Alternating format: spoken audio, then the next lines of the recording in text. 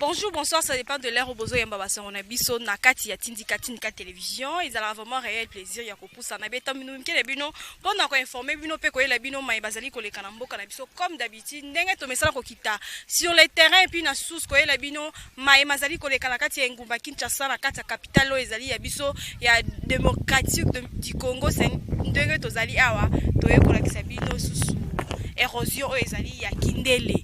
Il y a 7 km et si l'année passée kolakisabino ndenge nini bandeko bazwami awa na Kindele na 7 km na érosion ezwami awa comment est-ce que va vivaka boyoka ki pe ba point de vue na bango ba réaction na bango ndenge basisi ki koloba lelo to kiti susu parce que to ki mo ba debit ya misala esili ko banda parce que to mona ki abe chole asila ki koya awa ba pona ko lancer to pona osola pona makambo etali debit ya ba travaux ya érosion ya 7 km awa ici que ezwami biso na Kindele. De l'autre côté, nous avons une bibliothèque, il y a bibliothèque pezali a ya kimwenza nzela o pene facilitaka bandeko belepe o etangisa pe bato ebele o baleka a ba yebi yango donc toye vraiment kolakisa bino comment est-ce que misala ezali ko salama moi débit ya misala ndenge bandi parce que tozomona na sima ndenge bandeko bazali ko tambola na difficulté vraiment ezali ko sala pasi to kozo ba réaction ya ba habitant o bazwami awa na Kindele vers érosion ya 7 km fidèle internaute bo continuer kozo ba image et puis ba réaction bandeko bo s'abonner massivement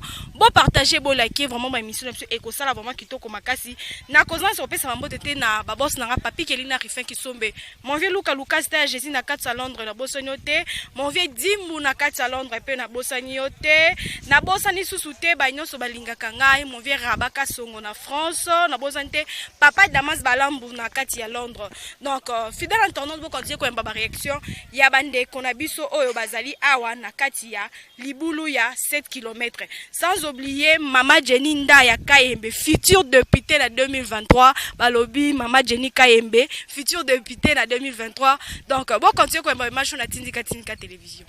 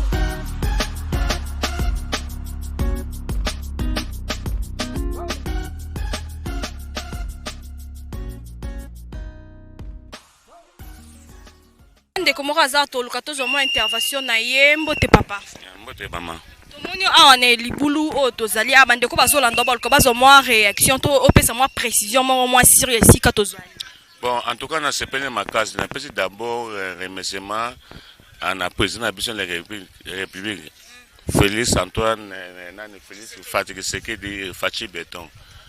Et là, on a sepelé ce qu'on a moni début à travaux. On a sepelé ma case, puisque maintenant, na moni bandako mosusu eza déjà sauvé. Na sepelé d'abord na début à travaux. Na moni même ba foyer mosusu bandako mosusu eza déjà sauvé. Mais là on a ko senga boye, et bandeleza ça va, mais comme na suka. Donc moni toza boye, il fait comme Tina Dallas pourvu que ce que soit libre. En tout cas, na pesi vraiment merci pas président na biso Fachi Béton. Ndenge ba début à travaux et bandit.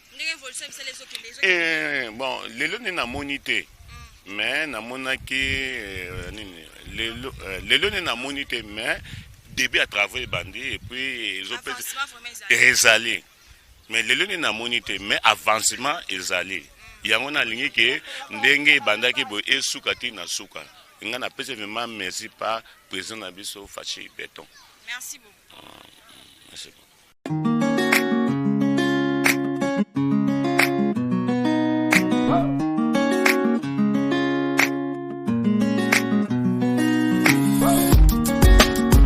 Papa. Mbote maman boni. Bien tomoni a on a libulu tolunga tozo mo intervention na depuis misala esili ko banda tomoni mais intervention na ezali nini pona début ya misala. Bon, pona début ya misala biso za moi muke ko sepela, moi mingi te. Moi muke. Lokola musale bandi. To senga keno nzamba sunga. Ba financier wana. O ba sali finance ya musala oyo.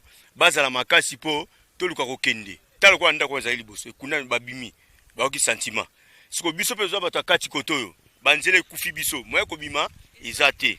Mais lokola to moni pena keno musala e bandi to zane sengo mingi nde to mona tabana kasi ne ba okende. Ba na kati libulu bana babimi. Mais to kosenga mingi keso libulu se kenango to kozala kimia.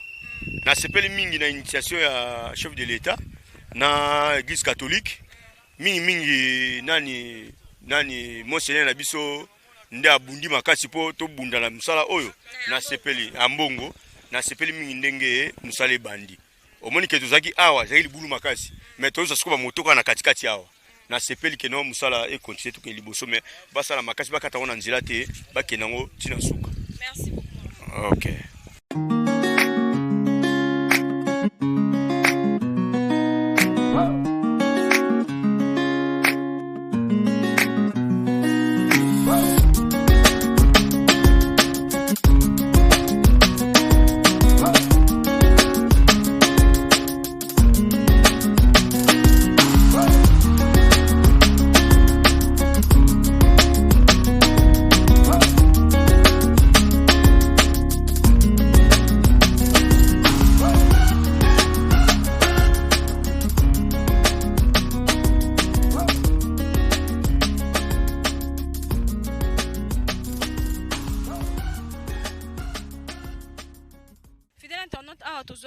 Esika tozali na bibliothèque de Kimwenza, tozali juste na entrée na yango esika oyo toye ko découvrir pe parmi bisika tozala ki na place érosion bino mo tozali komona tozali toujours na cadre ya découverte puis ya kotambola kolakisa bino comment est-ce que misala ezali kotambola to place ezali ya ko beba to ya ko marcher te toujours na cadre visibilité toujours la sabino ndenge mboka la biso ezali tozali vraiment bel et bien na bibliothèque de Kimwenza esika tozali fidèle entendant beaucoup continuer ko ba image oyo ya balade na biso esika tozwami awa na érosion ya Kimwenza mais awa totelemi sikoyo devant bibliothèque de Kimwenza bo continuer ko ba image la kati ya tindika télévision te papa mbote masse tomoni awa na érosion oyo ezali awa na kindele ya 7 km toki tozoma intervention parce que tomoni moi début ya misala message ni européen na bandeko bazali ba liboso pour redécouvrir érosion.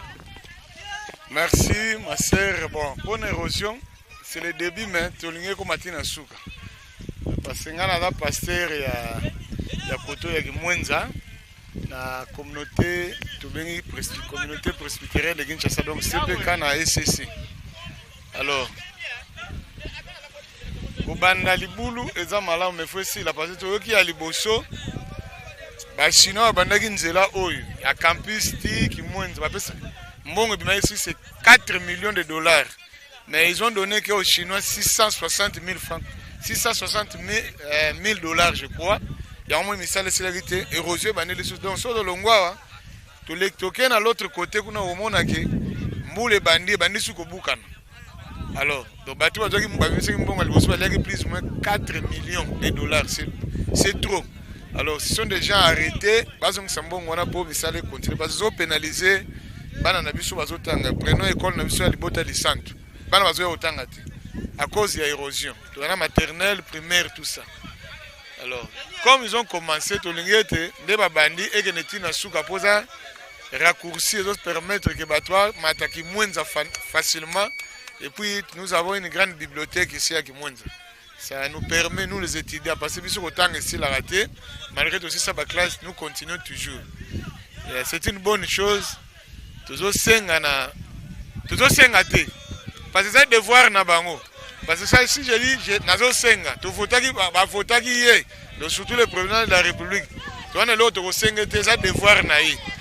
Et il faut placer ce temps pour la tête, yé moi, à même temps de diriger le gouvernement na yé, à sur la bien à premier ministre, là où ça ne va pas. À part les bouloutés, courant, vous voyez maintenant la rentrée scolaire, il y a des problèmes par-ci par-là. Et les gens disent qu'ils ont récupéré quand même moi bambong et belé. Alors il faut tout le monde bambong on a récupéré et quand on a mis ça là en enseignement parce que base des enseignants. Enseignement des bases surtout primaire et secondaire parce que personne ne peut passer à l'université sans pourtant avoir le diplôme d'état. Donc le diplôme d'état c'est la clé pour passer à l'université. Alors souvent nous négligé les logos enseignement, santé, agriculture ou encore même social, même si on a donné $200, mais si il arrive qu'à la personne de dépenser cet argent pendant un mois, il reste avec quelque chose, c'est déjà une bonne chose. Donc, toujours qu'on encourage. Et puis que le changement est difficile. Moi, en tant que pasteur, je dis ça. Je dis aux autres que le changement n'est pas facile. Parce que dans ce pays, on est habitué à voler, à piller, et les gens ne comprennent pas ce qui se passe dans notre pays. Peut-être insulter le président Mabundi, tout ça, mais ce n'est pas normal. Moi, je dis tant que le révérend pasteur de la communauté presbytérienne de Kinshasa, CPK, donc dans SCC, président a ça l'effort. Donc, on a dit qu'il y a la présidente. Bisous, on a le Sengete. Et ça, devoir, il y a que ça, la poète Mboke Kendeliboso. Donc, RDC Mobimba. Donc, tu vas voter. Tu vas voter, tu es comme déjà président. Donc, c'est pas voter. Tu vas passer dans la CPK.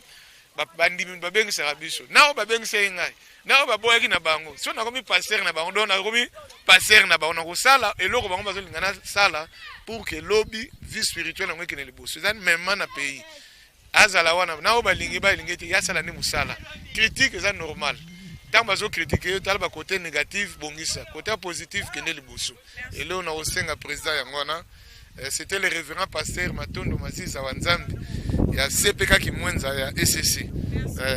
Que Dieu vous bénisse. À 7 km na Kimwenza, tu as une intervention dans Yopona Nzela, Ndenge, ton monument de débit à Misale Siliko. Oui, Nazara n'a pas regret passer dans le Misala pour la régie des eaux. Parce que la régie des eaux a informé depuis longtemps avant de Misala Bimisa Batione. Dans le moment où place Batione est à Batba Koko Bimisa Robo. Ou bien Aluka Bagrem, et ben Nango Bachango Basinga Babendi. Mais ceux qui battent les gens diraient Bazan pour ça Misala l'été salamate. Dans le moment où volonté Zali. Pourquoi ça va Bilokaboué? Ce n'est pas normal. En tout cas, Nazara. Balobi, régie des eaux. Régie des eaux a bien bimisa batio ba katana misala. Mais ce n'est pas normal. Na ebité ce to kende wapi to zawapi. Est-ce que régie des eaux banda kala mona batio na sa bimisa kité pourquoi? C'est que batu alingi ni comment to kenda wapi. Façon ezalaki. Mais amongo oui, amongo ko ya bon.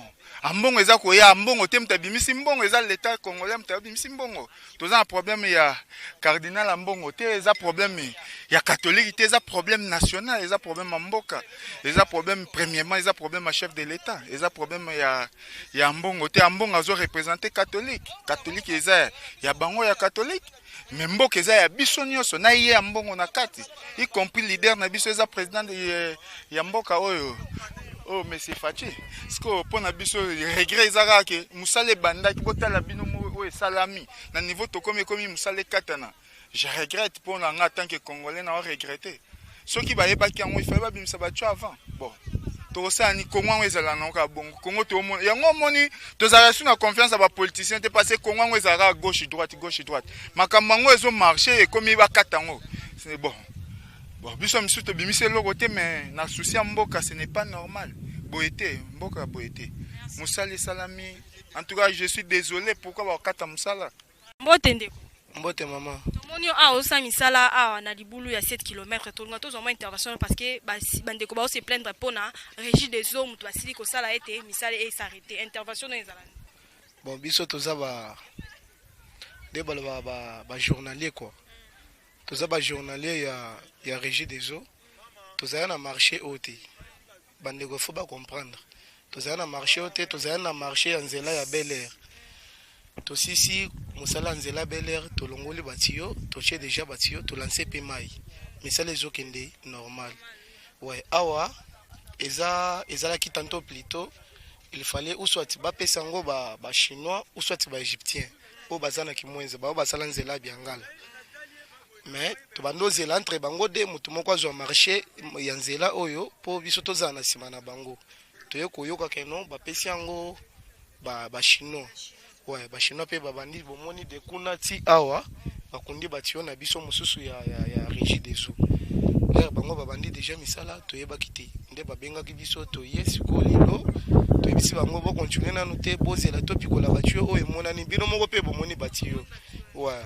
to bi misa batio comme ça misala continuer batunyo so baza calme na ndenge vision chef de l'état yemoko alobaki ke non les peuples d'abord misala les osalema awa eza passé lelo depuis Kabila depuis vers 2015 nzela onga nazalaki motard mais pour le moment nazana na ka ya régie des eaux pour la service ya peuple ils la poser ils la calme na sima union sacré makambo bien kozala biso toye lelo toye pour na intervention ya je crois bomoni mutuka na biso ezawana misala les eaux salim peuple la patient misala les eaux salim na sima fachi union sacré makambo no kozala bien bazala calme. Merci maman. Ouais. Mboti baba. Tomoni en érosion ya 7 km na Kimwenza. Intervention na ezani pona nzela na nde tomona moi de bien misala. Bon maman biso tozolo bakaka poto loba tozali bakolo mboka oyo bakolo mboka penza tozaba pa ete tukutaki to yaki soki ndenge nini. Mapangu na biso nde awa musuti yango eke na région oyo.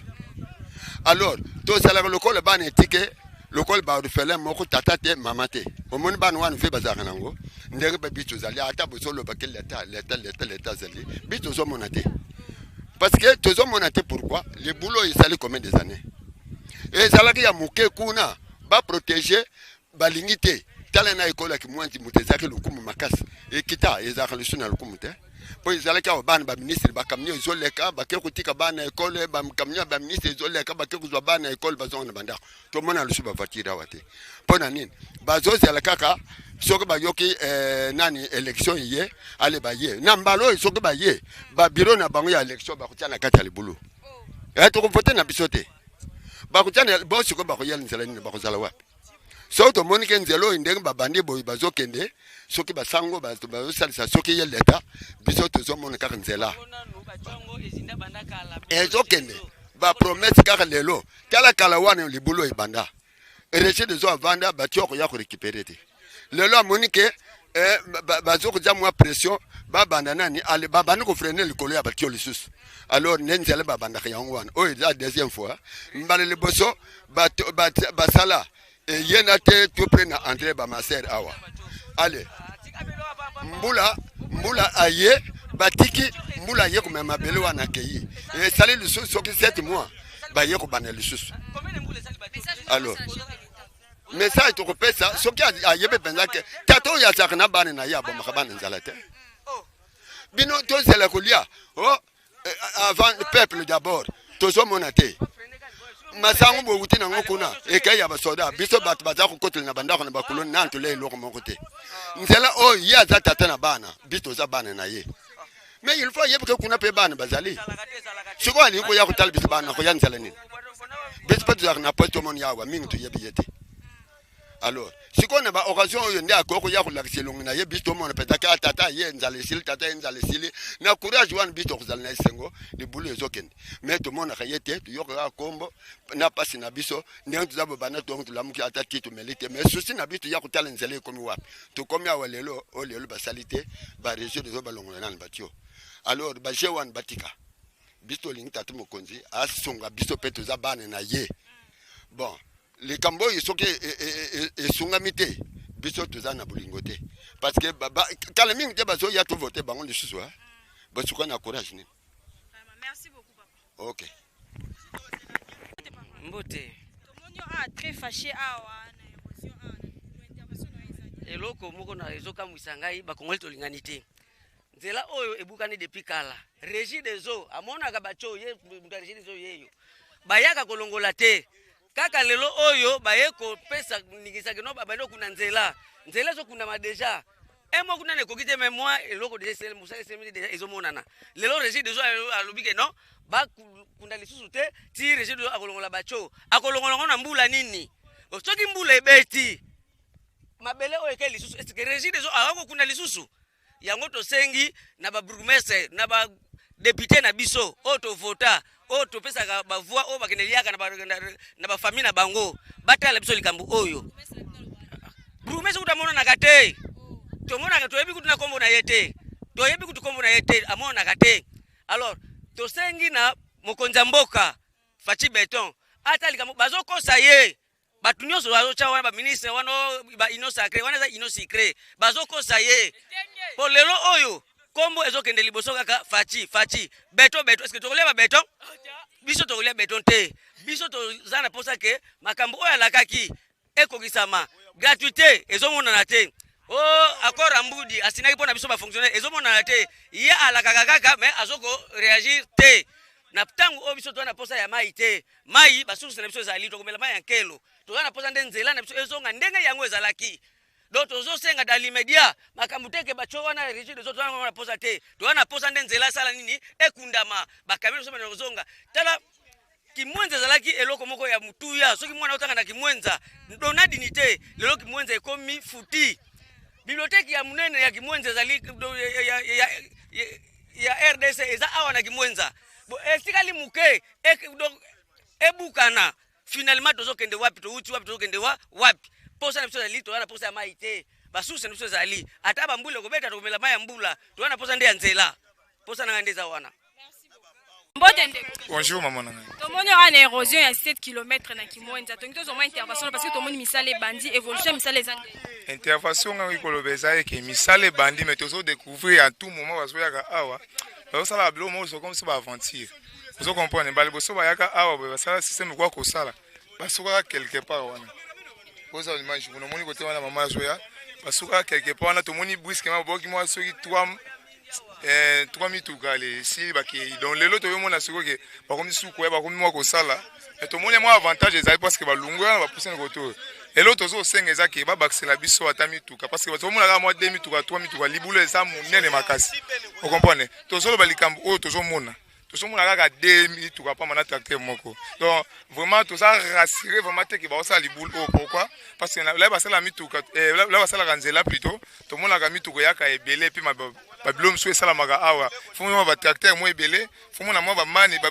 comment dire mituko boka kazulu mo ebele mais to mona mi bala pamba pe na tracteur moko et puis bana ba bandaki to saka to somona misango ke malembe c'est seulement si que ça gouvernement de Tini Bango ba renforcer mituka na ba tracteur we ko aider ba to basa misala o pona mbula so ebandi susu école ya lycée ba to batanga bana bazawa na nzela we kufa école makasi za munene zao lycée zali wana collège zali so moni ba image awa école bezaki awa boutique ba to le baby osomona entre osomona libota le centre ça na bato bela uta ba gombe ba uta wapi ba tout consort ba ko tanga koto do ba aider biso soki vraiment facha sa papa ya bana ayo ka souci ya monga fula ata la résultat et après ça résultat malamu wa welo na senga ngona merci maman mbote pa maman vous êtes bien na mon misale zo sala ma ane ko zo lo bani ko na misala misale sama na ko c'est misala kitoko mais ba ode ba zo sala la ko so ba osam ko so ba osati pa biso miso tozala ko to kima to koma kimwenza na suka pona libulu ba na biso miso ba to somi de pa ko to ba zo linga oyate pona libulu ya to sepela basi sa libulu comme ça bala ba ya ko to pa kuna na makala ya kulu na makasi ya to kima to ya ko to ba continuer misati na suka Merci.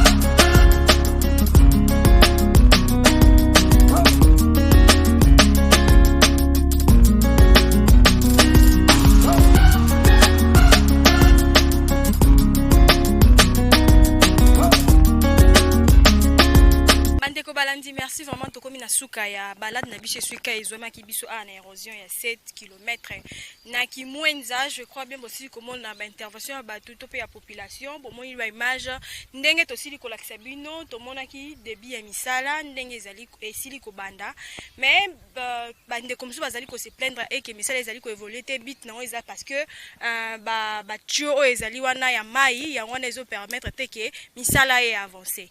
Mais j'espère bien que message au to pe ba réaction bandeko oyo kokomela chef de l'état to pe ba kondi oyo bazali mieux placé pour na kolandela makambo etali construction ya esika otozwami awa na érosion ya 7 km na Kimwenza. Donc fidèle internaute, merci, bon continuer à s'abonner massivement à la Tindika Télévision, bon partager, bon liker vraiment ba image comme d'habitude. Na bo sanité maman Angèle Mbupu, na bo sanité maman Angèle Mbupu, na bo sanité sous-souté maman Jenny Kabeya, balobi yende candidate na élection en 2023 de maman Jenny. Donc fidèle internaute, bon continuer cause la vraiment brancher parce que la Tindika maman Jenny Ndaya maman Jenny Ndaya KMB, futur député la 2023 la bossa noté maman Jenny KMB, futur député la 2023 la bossa noté mauvais Guy le Parisien Nakati à Londres la bossa noté mauvais Guy le Parisien. Chaco, merci pour nous avoir toujours derrière caméra. Mike nous a de la réalisation. Quant à moi, vraiment, on se revoit la prochaine vidéo. Ciao, ciao. Ciao, ciao.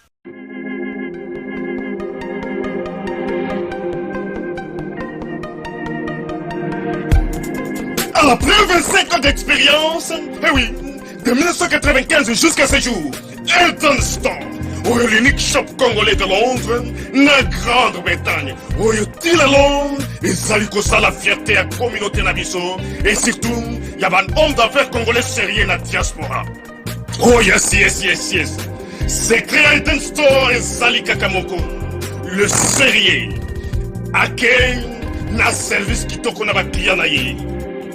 Avec ma produit, il y a première classe, il y a qualité supérieure. Oh, il y a ma bombe à Eden Store. Oh yes, mon climat bimbe yeba. Ma maman à Londres va confirmer. Eden Store, c'est le berceau des produits cosmétiques. Il y a solo produits originaux. Et yes, les alipes perso y a produits alimentaires, naturels et organiques. Au travers de nos produits cosmétiques, Eden Store détient le secret. Secret ya solo, où ya poso ya maman mwasi kitoko. Poso ya mwasi penza basali kolula, poso ya mwasi mobala kotala ya lembate. Poso soko tamboli masanga sima. Eh oui, yango ne ba produit ezoteka na kati ya Eden Store. Na ba produit alimentaire, où ya Eden Store, yango de secret ya cuisine ya maman congolaise. Eh oui, nyonso ko se pensa mobali na yo ezali. Pondu, matembele, ngai, ndole, fumbwa, ndunda, bilembwe, oyo nyonso penza, oyo kobonga pona cuisine na ezali. Oh yes, yes, yes. Olingi mobali na yo asepela na yo libela na libela. Olingi mobali na yo atala kayo lokola mwasi azali kolula sika. Oh yes. Olingi mobali na sisa biloko nyonso tiela kaye na mesa. Secret zali kaka moko. Eden Store.